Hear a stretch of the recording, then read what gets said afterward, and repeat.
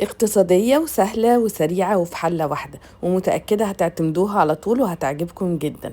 في الحلة على النار حطيت معلقتين ل3 زيت، وهبدأ انزل بطاطس مقطعها مكعبات بالشكل ده، واكيد غسلتها. وعلى نار عالية هقلب البطاطس لحد ما تتغلف كلها بالزيت وتبدأ تدخل في السوا. انا عايزة لونها يبقى اغمق شوية وخلاص تبقى 3/4 سوا زي ما انتوا شايفين، ده اللون اللي انا عايزاه. هبدأ اطلعها كلها، وبعد كده في نفس الحلة او نفس البان ممكن ازود زبدة او زيت زي ما تحبوا، وهضيف بصلاية متوسطة هديها تقليبة. اول ما لونها يغير هضيف عليها ربع كيلو من اللحمة المفرومة، واكيد ممكن نزود طبعا.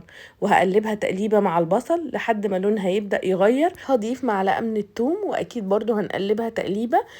وبعد ما نقلبها كويس نبدأ نضيف عليها البطاطس اللي احنا عملناها، وهنضيف شوية من التوابل هكتبها لكم كلها تحت الفيديو.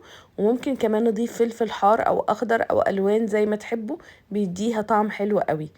وخلاص كده بعد ما نقلب كل المكونات مع بعض، اخر حاجة هنعملها هنحط كوباية من المية السخنة عشان نضمن ان كل المكونات خلاص استوت.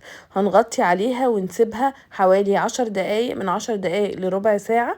وبعد كده خلاص هنرش عليها بقدونس او كزبرة زي ما تحبوا كده. خلاص نقدمها، قدمتها مع سلطة خضراء. جربوها ومتأكدة هتحبوها وهتعجبكم.